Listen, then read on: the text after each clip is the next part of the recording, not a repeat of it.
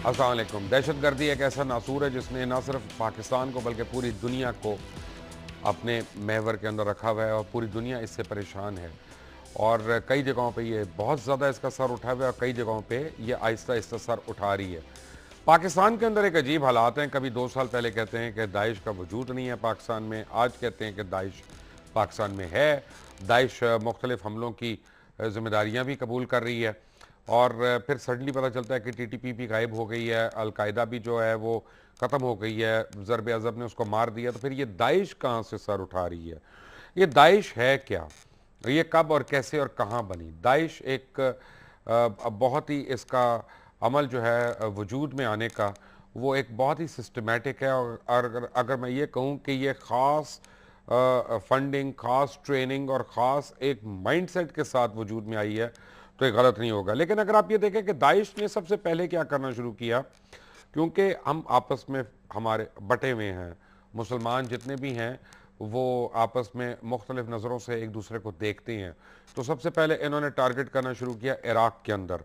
उन्होंने हमला करके इराक़ को तबाह बर्बाद कर दिया, बल्कि यहाँ तक कि इराक़ के अंदर जितने मुक़द्दस मकामात थे उन सब को इन्होंने टारगेट किया, मसमसार किया, उनको छोड़ा नहीं। एक चीज़ आपको दिखाता हूँ फिर आपको आइडिया होगा। Watch this.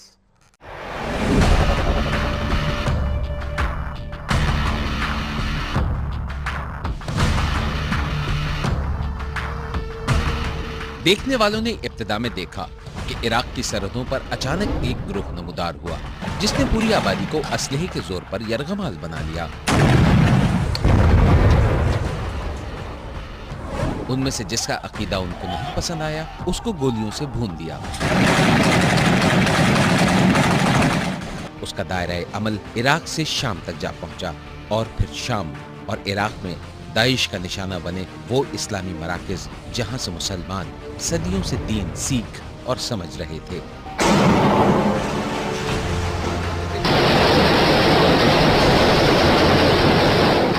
दाइश ने जनाब सैयदा ज़ैनब के रोजे पर बमबारी कर डाली। रोजे को शदीद नुकसान पहुंचा।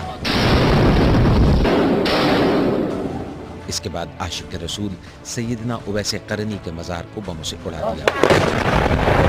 इसके बाद दाइश ने अल्लाह की तलवार यानी हज़रत खालिद इब्न वलीद के मज़ार को शहीद कर डाला।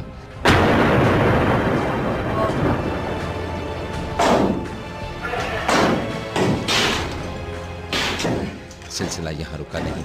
दाइश ने अल्लाह के नबी हज़रत शुएब अलैहिस्सलाम और हज़रत शीस अलैहिस्सलाम के मज़ार को भी शहीद कर डाला और उसके बाद अब हज़रत यूनुस अलैहिस्सलाम का मज़ार भी शहीद कर दिया गया है।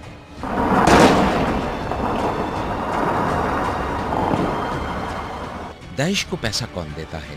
मगरबी मीडिया रिपोर्ट्स के मुताबिक ISIS के हर मुजाहिद को माहाना $1000 जेब खर्च, खानदान की हिफाजत की जिम्मेदारी, दुनिया से कुफर के खात्मे का सवाब, सारे काफिरों का कत्लेआम और जन्नत की जमानत अलहदा दी जाती है।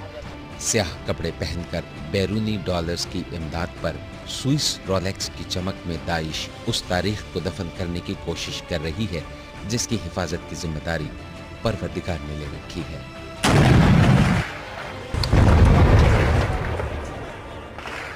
सिर्फ ये नहीं है, ये तो आपने देखा कि इराक पे उसने कहाँ कहाँ हमले किए और कैसे कैसे हमले किए, किन मुकद्दस मुकामात पे। अब दाइश पाकिस्तान में क्या फिनोमेना है, जरा ये देखें।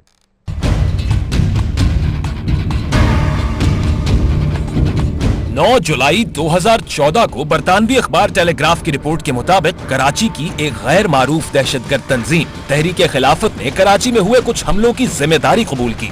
इस तंजीम ने ऐलान किया है कि ये तंजीम जनूबी एशिया और खुरासान में दाइश का परचम लहराएगी और तंजीम तहरीक खिलाफत खलीफा अबू बकर अल बगदादी के तरकश के तीरों में से एक तीर साबित होगी।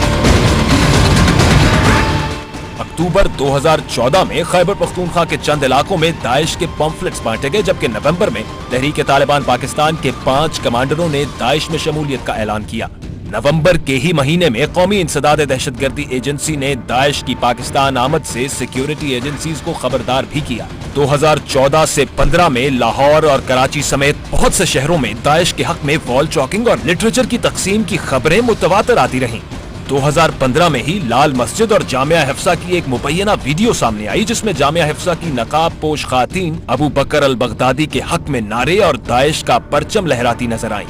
दूसरी तरफ ज़रब की वजह से तहरीक तालिबान टूट फूट का शिकार होना शुरू हो गई। इस खला को दाइश ने अपने पैसे से फिल करते हुए तहरीक तालिबान पाकिस्तान के गिरोहों को अपने साथ मिलाना शुरू कर दिया। मुल्ला उमर की मौत के बाद दाइश को अफगान तालिबान में पेनिट्रेट करने का मजीद मौका मिला।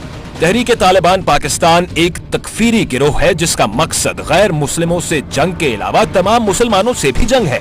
इसीलिए ये तहरीक अफगान तालिबान से ज्यादा दाइश के करीब है। टीटीपी और दाइश दोनों ही एक सिक्के के दो रुख हैं। अफगानिस्तान में तहरीक तालिबान पाकिस्तान को कुनड़, लोगर और नूरिस्तान में महफूज ठिकाने हासिल हैं। दाइश भी इन्हीं अफगान इलाकों में मौजूद है जहां तहरीक तालिबान को आजादी हासिल है। 2014 से अब तक दाइश पाकिस्तान और अफगानिस्तान में दर्जन से जायद बड़ी कार्रवाइयां कर चुकी है, जिसमें सेहवन हमला और 8 मार्च को काबुल में फौजी अस्पताल पर होने वाला हमला भी शामिल है। अगर आप देखें, दाइश का वजूद जो है ना वो एकदम से मंजर आम पे नहीं आया, बल्कि ये मजहबी इंतहा पसंदी नज़रियात, दुनिया के लालच, इलाकाई ममालिक के मफादात और फ़िरका परस्ती का ये वो अफरीत है कि जो अब सर उठा रहा है और इससे सारे लोग डर रहे हैं। और इनकी जो प्रैक्टिसेस हैं वो पूरी दुनिया में जो है अब वो इंतहाई फ़िक्र से इनको देखा जा रहा है। मेरे साथ आज मौजूद हैं ज़ैद हामिद साहब, इस्लामाबाद से तजियाकार हैं, हमारे हिस्ट्री के तालिब इल्म भी हैं। मेरा नाम मुबशर लुकमान है। आप देख रहे हैं खरा सच, एक बहुत ही अहम प्रोग्राम हमारा। ज़ैद हामिद साहब, अस्सलाम वालेकुम। वालेकुम अस्सलाम बशर। ज़ैद हामिद साहब, दाइश की फंडिंग जहाँ तक मुझे पता चला है वो CIA ने शुरू की और ख़ुद इस पर गालिबन कई उनके कन्फेशंस भी हैं और इस वक्त इसकी जो है तकरीबन 31,500 अफराद पर यह मुश्तमिल है और ये मुख्तलिफ ज़रियों से अपनी आमदनी हासिल करती है, जिसमें पेटी थेफ्ट है, लोकल क्राइम है, ये सब कुछ भत्ताखोरी, इन सारी चीज़ों से ये अपने पैसे इकट्ठे करती है और फिर इनको फंड्स भी बड़े मिल रहे हैं इस वक्त और उसके बाद ये ऑपरेशंस करते हैं। तो इसमें कोई मजहब का भी ताल्लुक है कि नहीं? मुबशर, ये दाइश के हवाले से, जो दाइश तो एक तंजीम का नाम है, लेकिन कुरान और सुन्नत में जो इनका नाम है वो खवारिज का है। और खवारिज के बारे में सईदी रसूलुल्लाह ने हमें 1400 साल पहले बहुत तफसील से बता दिया था कि ये एक फितना ऐसा है कि जो उम्मत के हर दौर में पैदा होता चला जाएगा और इसका आखिरी ग्रोह जो है वो दज्जाल के साथ निकलेगा। तो जहां तक खवारिज का ताल्लुक है, जो सबसे मशहूर वाक़या इनका तारीख़ इस्लाम में आपको शुरू में मिलता है वो ये कि सैयदना अली और सैयदना माविया के दरमियान जब इख्तलाफ पैदा हुआ तो उस वक्त ये एक तीसरा ग्रोह निकला था कि जो सैयदना अली के खिलाफ भी लड़ रहा था और सैयदना माविया के खिलाफ भी, और कातिलाना हमले दोनों पर किए गए। और आपको मालूम है कि सैयदना अली की शहादत एक खारजी के हाथों हुई थी, हजरत माविया पर भी हमला किया गया लेकिन वो बच निकले। तो ये दाइश ना तो सुन्नी है ना शिया है, ये एक अलग एक तखरीबी ग्रोह है कि जिसको सईदी रसूलुल्लाह ने खवारिज का नाम दिया है। पूरी उम्मत मुस्लिमा में बार बार इनका सर उठता रहा है। सुल्तान सलाहुद्दीन अयूबी के खिलाफ भी इन्होंने सर उठाया, एक तरफ सलीबी हमले कर रहे थे, एक तरफ मंगोल थे, और बीच में ये दाइश, उस वक्त दाइश के नाम नहीं था, उस वक्त ये हशाशीन कहलाते थे, जिसको अल्लामा इकबाल ने भी साहिब अल मौत कहा है, यानी जो अल मौत का जो किला है उसमें ये रहा करते थे और वहां से ये हसन बिन सबा के एक दहशतगर्द ग्रोह था ये। तो इस वक्त पाकिस्तान में जो ग्रोह इस वक्त या मिडिल ईस्ट में जो ग्रोह हमला कर रहा है उसमें एक एलिमेंट तो आइडियोलॉजिकल है, नजरियाती है, कि आपके पास ऐसे लोग मुसलमानों के अंदर से ही निकले हैं जो खवारिज की आइडियोलॉजी को फॉलो कर रहे हैं। और अगर एक तीसरा ग्रोह निकल आता है इस तरह का कि जो शिया और सुन्नी दोनों मुसलमानों का दुश्मन है, तो फिर उसकी फंडिंग होती है पीछे से। मिडिल ईस्ट में इसराइल फंडिंग कर रहा है और इंडिया और पाकिस्तान, अफगानिस्तान में ये रॉ फंडिंग कर रही है, अजीत कुमार डोवल कर रहा है। तो ये जो आपने बातें बताई हैं कि ये किडनैपिंग फॉर रैंसम भी कर रहे हैं, बैंक भी लूट रहे हैं, लोगों को अगवा भी कर रहे हैं और साथ साथ अपने लोगों को छुड़ाने के लिए हुकूमत के लोगों से तावान लेते, ये सब अपनी जगह, लेकिन इनकी बुनियादी फंडिंग जो इनको सरफेस टू एयर मिसाइल तक इराक में मिल चुके हैं, एंटी एयरक्राफ्ट गनें मिली हुई हैं, इनको डबल केबन्स मिली हुई हैं जो पूरी दुनिया से ब्रांड न्यू टोयोटा पिकअप्स आ रही हैं, इनका ऑयल एक्सपोर्ट हो रहा है, पूरी दुनिया इनसे तेल खरीद रही है, वो इनके असल रेवेन्यूज हैं। और साथ साथ इसराइल की तरफ से इनको पूरी लॉजिस्टिक सपोर्ट दी जा रही है, सैटेलाइट सपोर्ट दी जा रही है, इनकी वेबसाइट इंफॉर्मेशन वॉरफेयर सपोर्ट दी जा रही है। आप नोट करेंगे कि पाकिस्तान में दाइश की जो वेबसाइट्स हैं वो इंडिया केराला से निकल रही हैं, सारे बॉम्बे के आईपी एड्रेसेस हैं। और ये सईदी रसूलुल्लाह ने उस वक्त बता दिया था कि ये मुसलमानों से जंग करेंगे और मुशरिकों से हथियार लेंगे, असलहा लेंगे, मदद लेंगे। सो इस नैरेटिव की रोशनी में जब आप इनको समझेंगे कि पाकिस्तान में टीटीपी है और मिडिल ईस्ट में आईसिस या दाइश के नाम से ये ऑर्गेनाइजेशन है, यहां पर इंडिया सपोर्ट कर रहा है, वहां इसराइल सपोर्ट कर रहा है, ना ये सुन्नी है ना ये शिया है, लेकिन ये खुद मुंह से क्लेम करते हैं कि हम सुन्नी मुसलमान हैं, जो कि लेकिन मेन स्ट्रीम सुन्नी दुनिया इनको रिजेक्ट करती है। एक मिनट जैसा मैंने आपको यहाँ पे इसलिए रोकना है कि आपने अजीत कुमार डेयल का जिक्र किया। मेरे पास कुछ इंफॉर्मेशन है जिससे पता चलता है कि अजीत कुमार डेयल जो है वो किस तरह से दाइश को मदद कर रहा है या फंडिंग कर रहा है। Watch this.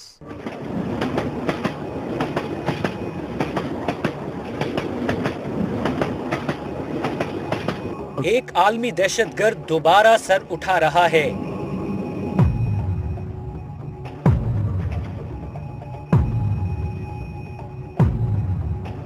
लेकिन इस मर्तबा ये अफगानिस्तान में नहीं, ना ही इराक में। इस मर्तबा एक नई जगह पर, एक नया मुल्क, एक ऐसी जगह जहां आपका गुमान भी नहीं। Sunshine has always used Afghanistan as a second front, and India has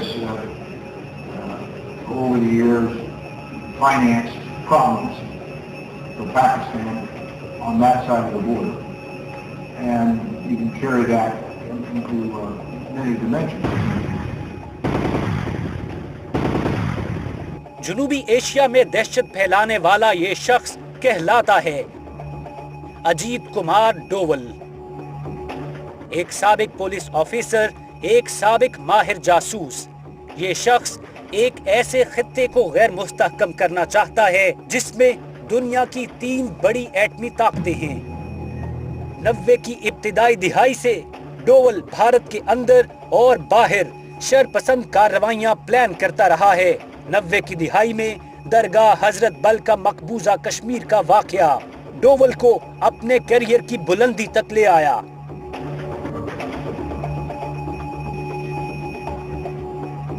उन्नीस 1995 में डोवल ने कश्मीर में गैर मुल्की सयाहों के अगवा का भी प्लान किया ताकि मुसल्लह दहशतगर्दी का आगाज किया जा सके। इसके बाद संजीव त्रिपाठी ग्रुप की करीबी मुशावरत के साथ डोवल ने गुजरात के मुस्लिम कुश फसादात का स्क्रिप्ट लिखा। 1999 में डोवल ने रामन के साथ मिलकर भारतीय एयरलाइन 814 की हाईजैकिंग प्लान की। डोवल की मदद से त्रिपाठी ने पाकिस्तानी मीडिया में घुसने का प्लान बनाया और अमन की आशा और सिनेमा जैसे मंसूबे पेश किए। डोवल जासूसी के लिए इंसानों के इस्तेमाल को तरजीह देता है, जिसकी वजह इलाकाई मीडिया में उसके कई जासूस हैं। साबिक आर्मी चीफ वीके सिंह का गैर कानूनी टेक्निकल सपोर्ट डिवीजन सिर्फ डोवल और त्रिपाठी की हिमायत से ही कायम हो सकता था। चीन के 2000 के फसादात और सिनक्यांग में मुस्तकिल शरपसंदी डोवल के इलाके में हिंदुत्व पॉलिसियों का ही नतीजा है। भारत में दुनिया के लिए सबसे बड़ा दर्द सर पैदा हो रहा है क्योंकि अजीत कुमार डोवल नामी ये आदमी, जिसको अजीत डोवल कहना मुनासिब होगा, भारत का नेशनल सिक्योरिटी एडवाइजर बना दिया गया है।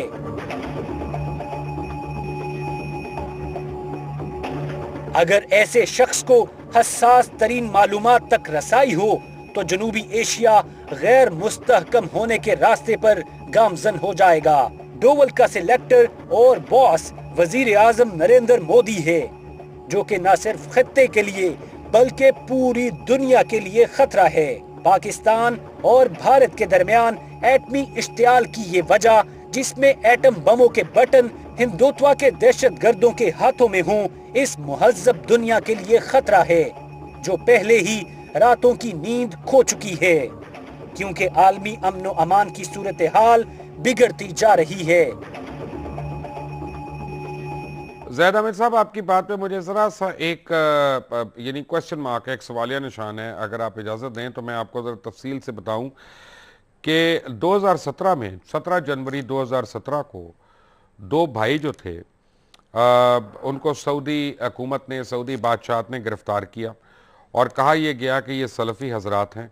एक तौसीफ़ रहमान और उनका भाई तालिब रहमान, इन पर आईएसआईएस के साथ ताल्लुकात रखने का इल्ज़ाम था और दुनिया में आईएसआईएस आपको पता है कि एक बहुत ख़तरनाक तंजीम के तौर पे जानी मानी जाती है।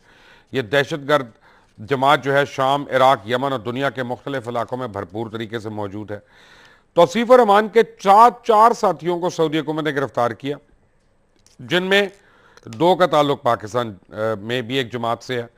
अब पाकिस्तान में एक खबर तो आई पहले सफ़ों पे, लेकिन उनके भाई का ही कहना था कि उनके भाई को इल्म नहीं है कि तौसीफ़ को क्यों गिरफ़्तार किया गया वहाँ पे।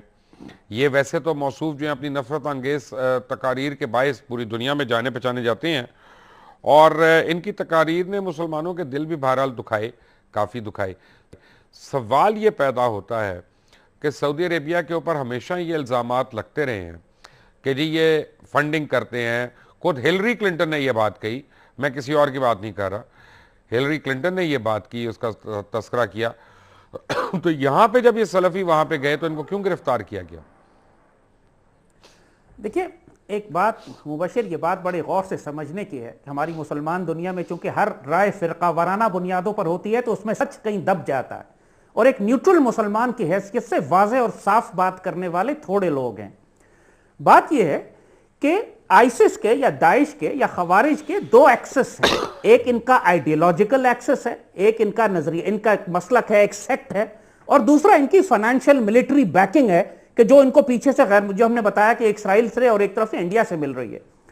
जहां तक इनकी आइडियोलॉजी का ताल्लुक है, यह फैक्ट अपनी जगह पे बिल्कुल वाज़ेह है, इसको डिस्प्यूट नहीं किया जा सकता कि दाइश बजाते खुद सलफी मसलक से ताल्लुक रखती है। यानी ये अपने आप को सूफी नहीं कहते, ये अपने आप को शिया नहीं कहते। हमारे यहाँ जो इंडिया पाकिस्तान में बरेलवी का लफ्ज़ इस्तेमाल होता है, ये अपने आप को बरेलवी नहीं कहते, बल्कि ये खुल के ऐलान करते हैं कि ये शियों के खिलाफ, सूफिया के खिलाफ, बरेलवियों के खिलाफ, जो मेन स्ट्रीम मुसलमान दुनिया में अहले सुन्नत वल जमात हैं, ये उनके खिलाफ हैं। इसीलिए आप देखते हैं कि ये मज़ारों को तबाह करते हैं, अंबिया के कब्र मुबारकों को खुखेड़ देते हैं, इसीलिए मस्जिदों पर, मज़ारों पर, खानकाहों पर हमले करते हैं। तो मसलकन ये सलफी हैं और इनका मसलक और सऊदी अरब का मसलक एग्जैक्टली एक ही है। इनका इख्तिलाफ सऊदी अरब से मसलक की बुनियाद पर नहीं है, सियासत की बुनियाद पर है। सऊदी अरब में बादशाहत है, ये अपनी सो कॉल्ड खिलाफत लाना चाहते हैं, नाम नेहाद जो भी अपनी हुकूमत बनाना चाहते हैं। तो बुनियादी तौर पर जो टसल है इस वक्त दाइश की सऊदी हुकूमत के साथ, वो पॉलिटिकल है, रिलीजियस नहीं है। वो मसलक की बुनियाद पर नहीं है, फिरके की बुनियाद पर नहीं है, सियासत की बुनियाद पर है। इसी तरह इंडिया और पाकिस्तान में जो सारे पाकिस्तान में टीटीपी और दाइश हैं, इनका ताल्लुक मसलक देवबंद के साथ है, यानी मदरसे देवबंद के साथ है। हालांकि देवबंद भी सुन्नी हनफी हैं और जो बरेलवी यहां पर हैं वो भी ये तो सुन्नी कहना हनफी जायज हैं। नहीं, क्योंकि देवबंद जो है उसने तो कभी इनके साथ आइडेंटिफाई नहीं किया, बल्कि उलमाए देवबंद ने तो टेररिज्म को कंडेम किया हमेशा। नहीं मुबशिर, यहां पे करेक्शन की जरूरत है कि जिस अजीत कुमार डोवल का आपने अभी नाम लिया था, तो उसने उसकी बाकायदा डॉक्यूमेंटेड एविडेंस है। उसने कहा कि पाकिस्तान के खिलाफ जंग करने में देवबंद हमारा पूरा साथ दे रहा है। और पाकिस्तान में तालिबान को रेफर कर रहा था ना, तो टीटीपी को रेफर कर रहा था। Referring to Afghan Taliban. Afghan Taliban Mullah Omar की तो इंडिया से लड़ाई है, वो तो शदीद जंग है इंडिया के साथ। असल में ज़ैद साहब मैं इस नतीजे पे पहुंचा हूं माजरत के साथ कि दहशतगर्द का तो एक ही मजहब है, दहशत फैलाना। मजहबी आदमी जो है, जेन्युइन मजहबी आदमी, वो तो दहशतगर्द हो ही नहीं सकता। मैं उस वजह से कह रहा हूं। नहीं, I agree with you in a general sense, लेकिन हकीकत यह है कि we are fighting a religious war. जब एक ग्रोह मजहब के नाम पर पाकिस्तान आर्मी को काफिर आर्मी कहे, जब शियों को कत्ल करे कि शिया काफिर होते हैं, बरेलवियों को, सूफिया की मसाजिद को, अंबिया के मज़ारात को तबाह करे ये कहकर कि ये कुफर और शिर्क और बिदत की गढ़ है, और खुद खिलाफत क्लेम करे कि मैं खलीफा बन गया हूं, तो फिर आपको एक मजहबी नैरेटिव पे बात करनी होती है। फिर ये आर्गुमेंट कि दहशतगर्द का कोई मजहब नहीं है या वजन नहीं रखता, क्योंकि मजहब की जिस तरह नरेंद्र मोदी है, उसका एक मजहब है, वो एक हिंदू ज़ायनिस्ट है। वो मजहब की बुनियाद पर अखंड भारत बनाकर मुसलमानों को इंडिया से खत्म करना चाहता है अगले 3-4 साल में। अब यह कहना कि मोदी का कोई मजहब नहीं है, तो यह बेमानी बात है। तो खवारिज की जब हम बात करते हैं तो यह नैरेटिव समझना, अब तक अलमिया क्या होता रहा है, कि पाकिस्तान का मेन स्ट्रीम मीडिया इनको खवारिज नहीं कहता, खुद पाकिस्तान आर्मी में अभी तक आईएसपीआर का कोई प्रेस रिलीज इनको खवारिज नहीं कहता, ये टीज या दहशतगर्द या टेररिस्ट या मिसक्रिएंट्स कहते हैं। और पाकिस्तान की मसाजिद में खवारिज का नाम लेकर इनको गाली नहीं दी जाती। हमारे तमाम बड़े बड़े उलमा पाकिस्तान के इनको खवारिज कहने से कतराते हैं।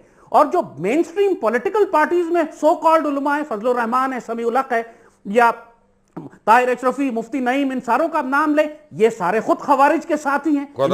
ताहिर अशरफी का नाम तो उलमा में ना लेना आप, उनको तो उलमा काउंसिल ने निकाल दिया।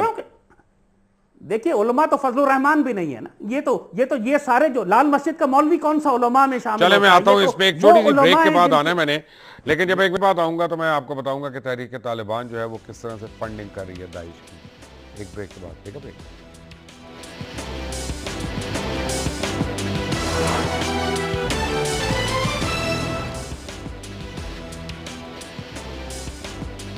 तहरीक तालिबान पाकिस्तान जो है वो हर किस्म की फंडिंग जो है दहशतगर्द तंजीम को पहुंचा रही है। वो किस तरह से आपको मैं दिखाता हूं कि American general John Nicholson junior जो हैं, जो अमेरिका में इंटरनेशनल फोर्सेस के कमांडर हैं अफगानिस्तान में, उनका कहना है कि तहरीक तालिबान पाकिस्तान ही हर तरह की दहशतगर्द तंजीम को फाइटिंग ग्रुप प्रोवाइड करते हैं।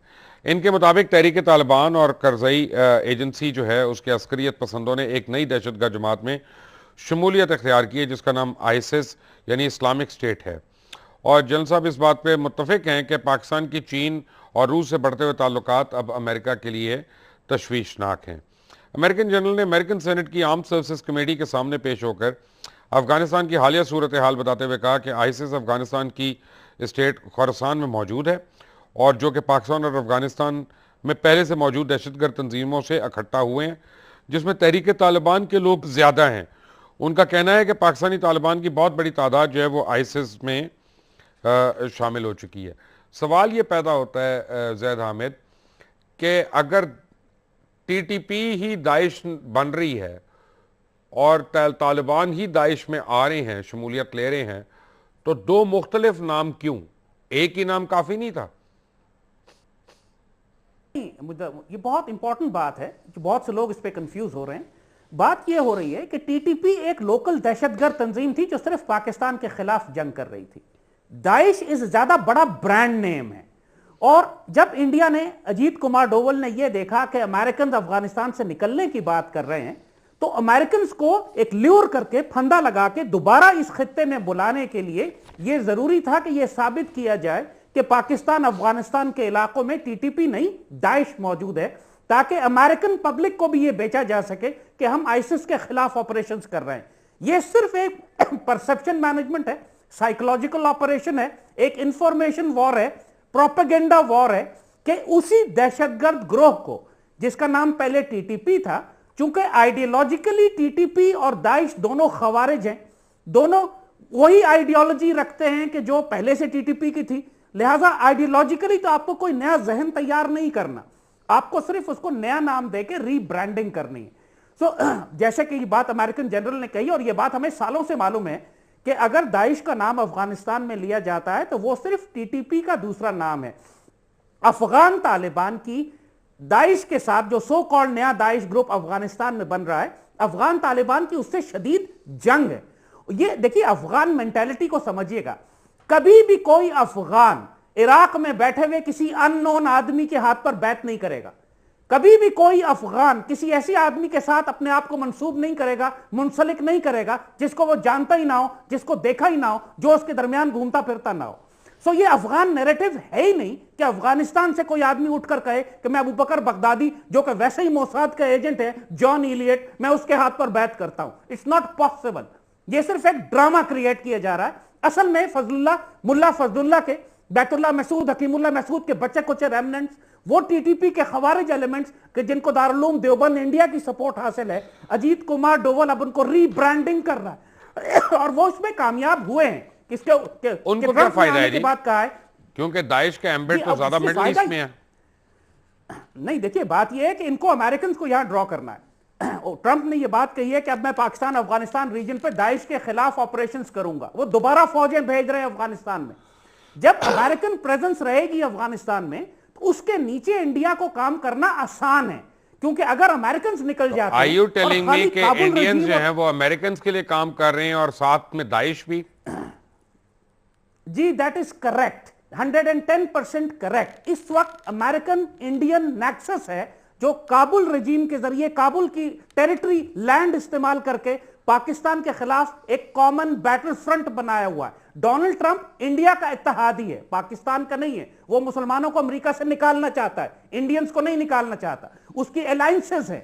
तो यही हम आपको समझा रहे हैं कि जो नया नैरेटिव बिल्ड हो रहा है, जो एक्सेस बन रहा है, चूंकि अमेरिका भी सीपैक को रोकना चाहता है, इंडिया ने गारंटी दी है कि आप अफगानिस्तान में हमें पांव जमाने दें, सीपैक को रोकना हमारा काम है। इसीलिए टीटीपी और दाइश के सारे आईपी एड्रेसेस, सारी रिक्रूटमेंट केरला से हो रही है, इंडिया से हो रही है, डॉक्यूमेंटेड फैक्ट है ये। अच्छा जी, इसमें एक फर्क तो है, ऑपरेट करवाने का एक कॉन्स्पिरेसी थ्योरी मैं आपको दे रहा हूं, मुझे नहीं पता इसमें कितनी सदाकत है।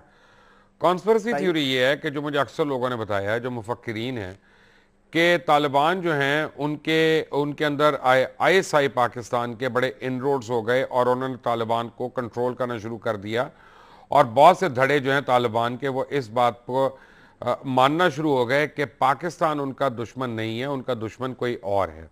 और ठीक है, तो अब मिडल ईस्ट में कुछ ताकतों को बड़ी तकलीफ हुई कि पैसे हम देते हैं, ट्रेन हम करते हैं, बच्चे हमारे यानी उनके अरबी नस्ल लोग और कंट्रोल में रहे वो पाकिस्तानियों के, तो ऐसी तंजीम बनाई जाए जो उनके कंट्रोल में ना हो बल्कि उनको दौड़ा कर आगे रखे। इसमें कितनी सदाकत है? देखो मुबशिर, फैक्ट है कि जो इंटेलिजेंस एजेंसीज हैं पूरी दुनिया में, वो अब्दुल सत्तार ईदी से डील नहीं करती, वो हमेशा दहशतगर्दों से ही डील करती हैं। आपको याद होगा कि जब साउथ वजीरिस्तान में नेक मोहम्मद एक दहशतगर्द था जो पाकिस्तान के खिलाफ लड़ रहा था, जिसको इंडिया ने हमारे खिलाफ इस्तेमाल किया था, आईएसआई ने उसको न्यूट्रलाइज कर लिया, उसको कन्विंस कर लिया कि तुम पाकिस्तान के खिलाफ न लड़ो। इसी तरह कई दफा हकीमुल्लाह महसूद, बैतुल्लाह महसूद को भी बात करने की, इंगेज करने की कोशिश की गई, और जब वो बात करने के लिए आए तो अमेरिकन सीआईए ड्रोन ने उनको कत्ल कर दिया। ये तो एक जंग है जो चलती रहती है। हम बलूचिस्तान के अंदर भी फरारियों को, जिनको इंडिया खराब करता है, हम उनको जाके निगोशिएट करते हैं, इंगेज करते हैं, बात करते हैं, उनको मजबूर करते हैं कि वो हथियार डालकर मेन स्ट्रीम में आ जाए। ये सिलसिले तो चलते रहेंगे, लेकिन जो फैक्ट ऑफ द मैटर है कि टीटीपी की क्रिएशन रॉ की तरफ से थी।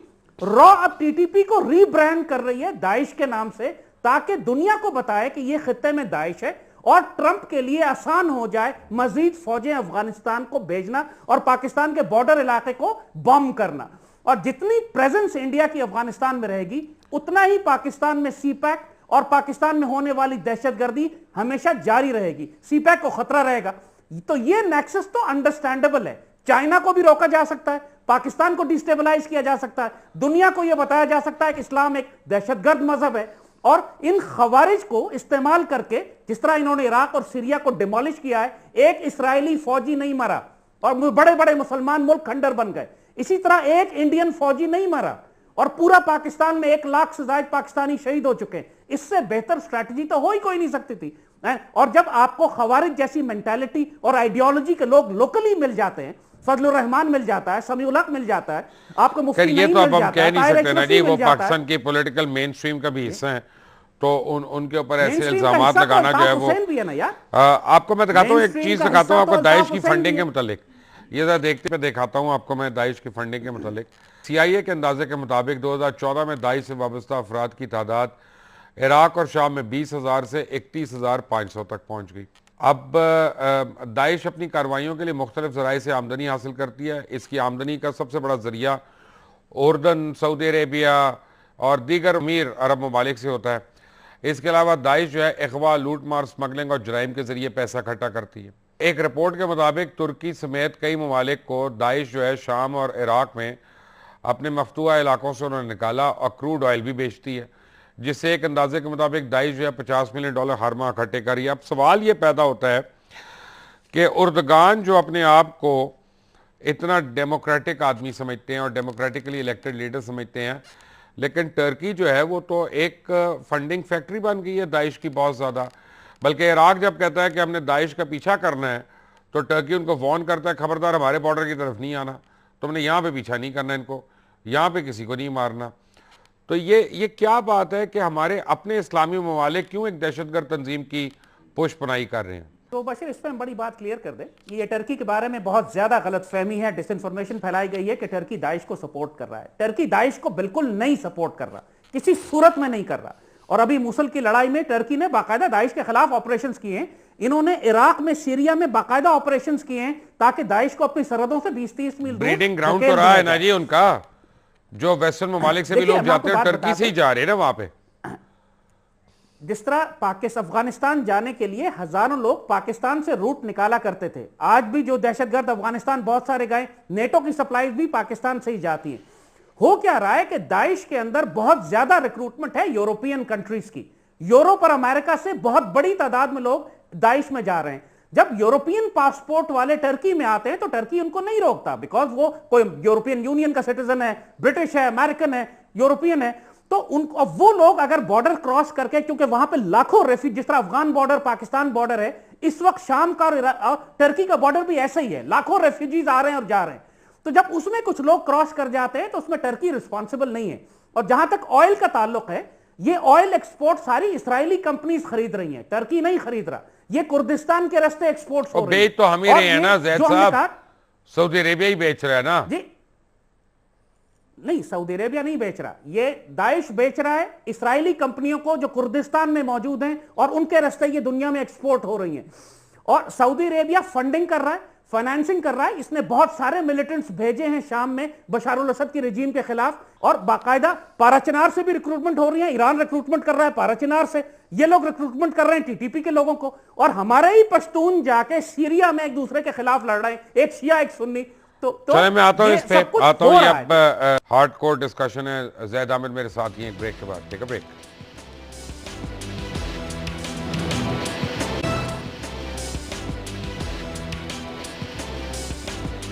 Welcome back from the break. और बातें सुन रहे हैं हम जैद आमिर साहब की, और दाइश कैसे उसका अमल वजूद में आया। लेकिन एक बड़ी सीधी सी बात है, जैद साहब को शायद मेरी बात बुरी लगे, लेकिन मैं बरमला इजहार करूंगा, हो सकता है आपको भी बुरी लगे। लेकिन जितने भी सो कॉल्ड इस्लामी ममालिक है ना, वहाँ पे ना आप नेशनलिटी ले सकते हैं, ना आप काम कर सकते हैं, ना आप वहाँ शादी कर सकते हैं, ना आप वहाँ घर खरीद सकते हैं, ना आप कुछ कर सकते हैं। ये सारे राइट्स आपको so called non Islamic countries जो है ना, वो आपको राइट टू लिव देते हैं। और आपकी वहाँ पे आवाज़ है, आपकी कानून में आवाज़ है, वहाँ पे पार्लियामेंट्स में पार्टिसिपेशन है, सब कुछ है। बल्कि अगर आप सऊदी अरेबिया को देखें तो पता नहीं हज़ारों पाकिस्तानी इस वक्त भी वहाँ जेलों में गल रहे हैं, सड़ रहे हैं, लेकिन उनके लिए आवाज़ उठाने वाला कोई नहीं है। न कोई उठाता है तो उसके बैन लग जाते हैं, वीज़े कैंसिल हो जाते हैं, घर वाले अरेस्ट हो जाते हैं। और एक डॉक्टर आफिया जो है, उसके लिए हम सारे आवाज़ उठाते हैं। मैं ये नहीं कह रहा कि नहीं उठानी चाहिए, मैं ये नहीं कह रहा कि उठानी चाहिए, मैं ये कह रहा हूँ कि एक के लिए हम उठाते हैं, हज़ारों के लिए हम नहीं उठाते। लेकिन fact of the matter is, Zaid Aamir साहब, अच्छा लगे या बुरा लगे, ये सो कॉल्ड इस्लामी ममालिक जो हैं, इन्होंने कभी एक दूसरे की मदद तो की नहीं। रेफ्यूजीज़ को, सीरिया के रेफ्यूजीज़ को जर्मनी और स्पेन और फ्रांस जो है वो रेफ्यूज दे रहा है। कितने 1,500 मील का सफ़र करके जा रहे हैं, एक भी इस्लामी मुल्क नहीं दे रहा। इस पर तो सबका शर्म से सर झुक जाना चाहिए। देखिए मुबशर, जो आपने बात अभी कही है इस किसी हद तक ही दुरुस्त है, लेकिन सिर्फ टर्की के हवाले से हम कह दें कि 20 लाख के करीब सीरियंस जो हैं वो टर्की ने पनाह दी है, बल्कि उसमें लाखों को सिटीजनशिप भी दे दी है। सो अर्दोगान या टर्की इज डिफरेंट। लेकिन यस, जहां तक दाइश का ताल्लुक है, जो बात आपने कही कि मिडल ईस्ट के अंदर, खासतौर पर सऊदी अरब की मिसाल जो आप दे रहे थे, द रीजन सऊदी अरब के अंदर दाइश इस वक्त बड़ा स्ट्रांगली डेवलप हो रही है, वो यही है कि हुक्मरानों में और आवाम के मयार जिंदगी में जमीन आसमान का फर्क है। जो मुल्क की तकरीबन 95% दौलत है वो सिर्फ रॉयल फैमिली के हाथ में, और बाकी जो 5% दौलत है वो 1-1.5 करोड़ लोगों के हाथ में तकसीम हुई हुई है, जिसके नतीजे में दाइश के लिए बहुत फर्टाइल ग्राउंड है सऊदी अरेबिया। और एक तरफ चूंकि मशरक में वो शिया बेल्ट है सारी, दमाम, दारान, नजरान, और साउथ में वैसे ही जंग शुरू हो चुकी यमन की वजह से। तो सऊदी अरब के लिए इस वक्त बहुत बड़ा क्राइसिस बन चुका है कि वो शिया एलिमेंट्स के खिलाफ भी वो क्राइसिस, और खुद उनकी अपनी पॉपुलेशन में जो वो यूथ है जो अनपढ़ है, लिटरली जाहिल है, नॉन टेक्निकल है, उसके पास जॉब्स नहीं है, और वो लाइफस्टाइल चाहता है कि जो बादशाहों के पास है लेकिन उसके पास हो नहीं सकता। तो उसको एक फ्रस्ट्रेशन और गुस्सा निकालने के लिए रॉयल फैमिली के खिलाफ दाइश एक अच्छा प्लेटफॉर्म नजर आता है। इसीलिए सऊदी अरब की जेल में मैंने खुद जब 4-5 महीने काटे तो वहां हजारों की तादाद में सऊदी नौजवान यूथ अंदर थे कि जो सिर्फ अपने जो आइडियोलॉजिकली मसलक के एतबार से कोई फर्क नहीं था उनमें और मस्जिद नबवी या हरम के इमाम के मसलक में, अकीदे के लिहाज से दोनों एक थे, लेकिन डिफरेंसेस पॉलिटिकल थे, सियासी, कि ये मोनार्की के खिलाफ थे, बादशाहत के खिलाफ थे। तो इस वजह से जेन्युइन थ्रेट इस वक्त सबसे बड़ा जो दाइश का हो सकता है मुसलमान दुनिया में किसी मुल्क के खिलाफ, वो खुद सऊदी अरेबिया है। सऊदी अरेबिया ने उसामा बिन लादेन के साथ 25,000 के करीब सऊदी सिटीजन को अफगानिस्तान भेजा था। वो सारे मिलिटेंट्स जब वापस गए तो सऊदी हुकूमत के लिए क्राइसिस खड़ा हो गया। तो इस वक्त सऊदी अरेबिया के अंदर भी जो मिलिटेंट्स हैं वो अलकायदा और दाइश के दरमियान तकसीम है और रॉयल फैमिली के खिलाफ है। So this is a major crisis. और आने वाले वक्तों में आप देखेंगे कि ये सऊदी अरेबिया जो 39 कंट्री अलायंस बना रहा है, इसकी बड़ी वजह यही है कि इसको खतरा यही है कि इसके अपने अंदर एक बगावत के बहुत बड़े चांसेस हैं और वो एक टाइम बॉम्ब के ऊपर सिर्फ बैठे हुए हैं। लेकिन पाकिस्तान की तरफ जब आप आते तो अल्लाह के फजल से हमारे पास जो मुसल्ला अफवाज है, हमने मुसल्ला मिलिटेंट एक्टिविटी का दाइश और टीटीपी का तो इलाज कर लिया है, नजरियाती खतरा मौजूद है। इसका इलाज अभी तक हम नहीं कर सके कि नेशनल नैरेटिव बिल्ड नहीं हुआ। होना तो यह चाहिए था कि आप ऐलान करते कि पाकिस्तान के तमाम उलमा तमाम जुम्मे के खुतबात में टीटीपी को खवारिज करार दे और जो मौलवी इनको खवारिज ना करार दे उसे कत्ल कर दे। आप जब तक ये नहीं करेंगे, इनके ये सांप हमारी मस्जिदों में, हमारे मोहल्लों में बैठे रहेंगे और अपने बच्चों की जहन साजी करते रहेंगे। पहले ये तकसीम बनाते। ज़ैद अहमद साहब, thank you very much for joining. असल में वक्त की किल्लत, मैं आपको बताऊं कि इसीलिए मैं जनरल राहील शरीफ को बार बार ये रिक्वेस्ट करता हूं कि वो मत जाएं वहाँ पे, क्योंकि या तो तमाम इस्लामी ममालिक की फ़ौज हो और जेन्युइन इस्लामी फ़ौज हो, वरना वो लगेगा कि वो किसी की प्रोटेक्शन के लिए हैं और किसी के ख़ास खिलाफ जा रहे हैं। He must rise above this. He was supreme commander of the nuclear army Pakistan की जो है, और उनको उसी तरह अपना स्टैचर जो है बरकरार रखना चाहिए। But until the next time, अल्लाह हाफ़िज़।